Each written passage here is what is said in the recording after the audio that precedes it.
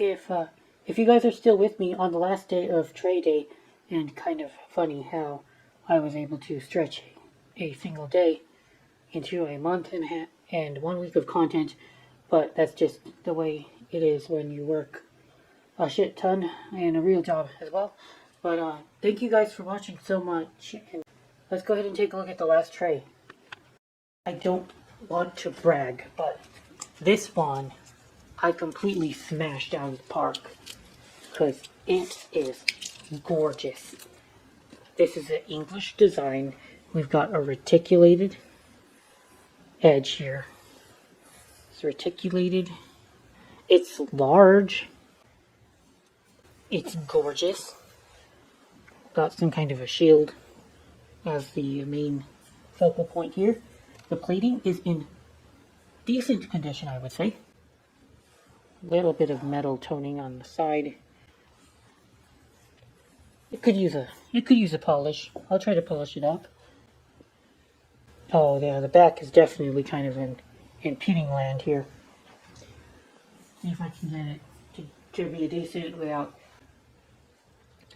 Yeah, I'll try to restore this a little bit. It's gotta be needs a little love and care.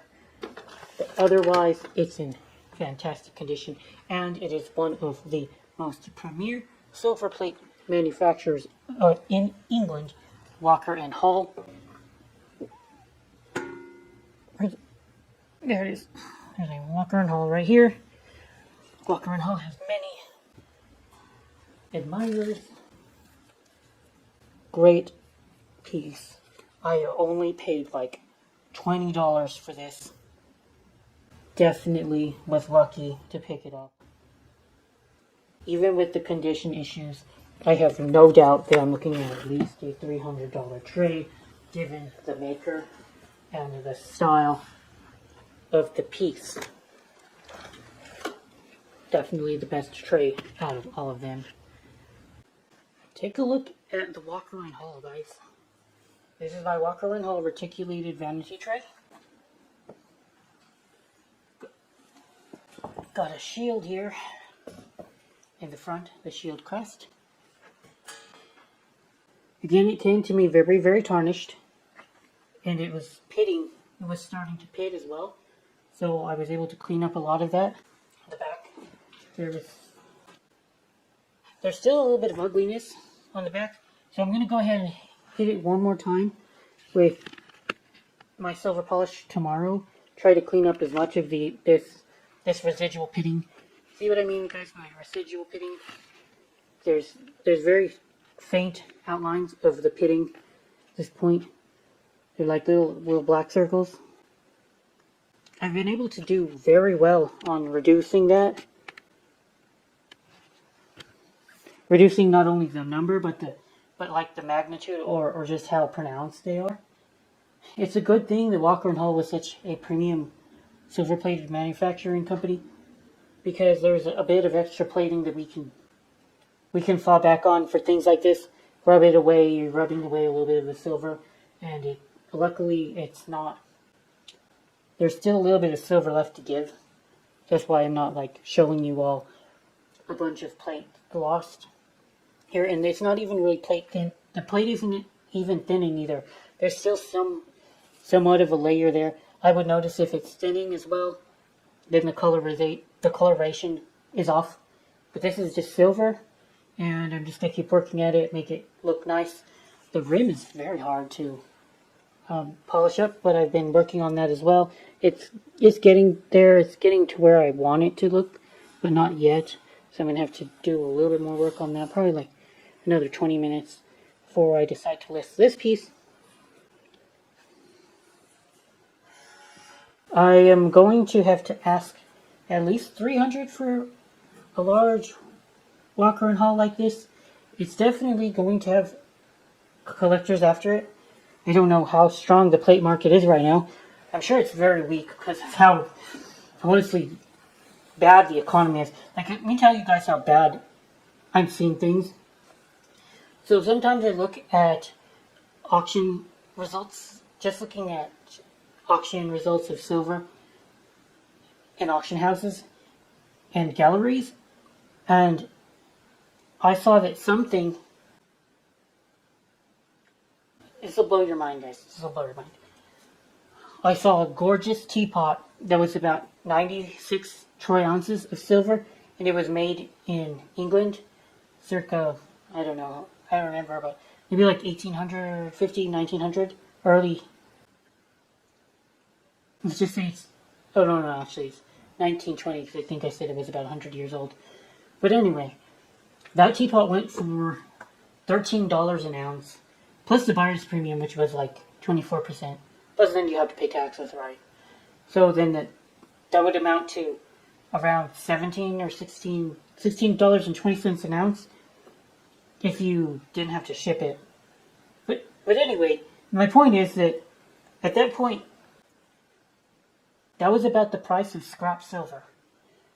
Like when I buy scrappy pieces, candle holders that are falling apart and dented, I can find those because I can pick them out in pictures. So I pull the silver off, and then I got scrap silver that I can send back to a refiner, and they'll refine it for me back into bullion if I want to, or I can sell it if I'm kind of low on cash. But that's how much this antique silver teapot mate went for. $13 an ounce plus buyer's premium. That is abysmal. And it was a famous, I'm sure he was a pretty well-known silversmith too. You don't learn how to make 100-ounce teapot that had a stand. It had a stand and a burner too. Or, yeah, boil the water for the tea. And at a certain point, that was probably somebody's most precious, well, not really, because I actually know that they had provenance that it belonged to a really rich person. Like a very, very rich, wealthy family. That was German. But regardless, that's abysmal. And that's just a sign of how weak things like silver and silver-plated trays are. So if I'm able to list this for $400, $350, if I sit on it for 5 years before the economy starts to get better and I'll be able to find buyers, of course then maybe I'll want to add another $100 because of the inflation that'll happen in the meantime. I'll do that, but no hurry to sell off a Walker and Hall large reticulated vanity tray, because I know that these are not a dime a dozen. I know the Walker and Hall is a fantastic company, and I know what I have. This is a case of knowing what you have, and I'm willing to sit on it for a long time if I need to. So here's the final look for this Walker and Hall reticulated gallery tray. I guess you could call it a vanity. Although that would be a pretty big vanity. Most counters in your bathroom are not going to be this big. But, you know, maybe mansions, I guess. Have this in your mansion, that would be pretty badass. So I went and did as much polishing on the back that I could to try to get rid of the pitting without, like, causing too much future plate loss or future problems with the plating. It came down to time, and then it came down to a compromise. I could have sat there and there's still some remnants of the pitting, guys. You could see all those dots right there. I could have spent hours trying to get rid of them, but then that would have not only wasted my time more, but it would also have polished away more of the silver plate. So the goal is to make sure that I could get as much of this tarnish as I could from the back of the tray, and hopefully if somebody were to own it again, I'm gonna sell it, they'll take care of it and polish it once in a while, probably like once every year or so. you kind of want to polish up your silver plate. Or else if you just let it sit fester, that plating will end up pitting like this one did. It's just not a good time for anybody to deal with pitting silver plate. But there it is.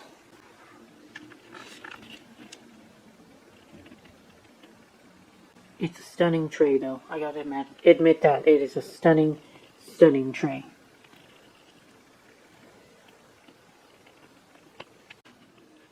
Price wise, I would want, if this piece was in perfect condition, I'm starting to go into gallery prices, $500 plus $600 in that neighborhood. But since there are condition issues, I've already talked about them, and the chasing over here has been worn down to where the detailing doesn't pop as much. You can clearly see that there used to be another border here, like scrolling outside. We've lost that fine detailing due to past polishings. I'm sure that's what's happened, is the detailing has been cleaned away. Since that's occurred, I still want at least $150 for this. So that's the thing about condition with silver plate, is it's so important. It's not like worthless, but it's no longer high-end gallery quality. Not that it couldn't have been. Like, that's just the gamble that I take when I buy this stuff. You don't know the exact quality from pictures. You roll with the punches, and it's not like I'm gonna lose out on this tray. And really quick, I'll show you guys how I like to wrap trays. Take a strip of bubble wrap and just go around everything that hangs off the tray. That's usually feet or handles. And do your best to just wrap bubble wrap around it. You gotta protect it. These pieces, because they are the most fragile parts of the tray, and it takes a bit of extra time, but trust me, you do not ever want to deal with a customer who says that their $150, $200 tray has been broken and they want a refund, because then you have lost all of that effort, packaging, purchasing, researching, bidding on it for who knows how long before it actually sells. Do everything in your power to make sure that this tray reaches your customer. I'm almost like, my business is almost like, half of it is logistics and transportation, really. I just do the research, figure out what the tray is worth, and sit on it. But the hard part comes when it's time to lift and package it. Wrapped up in like 3 layers of bubble wrap everywhere. Make sure that all the sides are wrapped up, and just make sure that this tray reaches the customer in perfect condition. Oh, condition that you sold it in, I mean.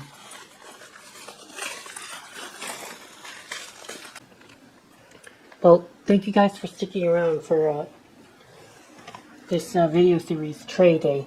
I had a lot of fun, but I had a lot of work to do too, going through these trays. And well, I guess that's why they call it work, right?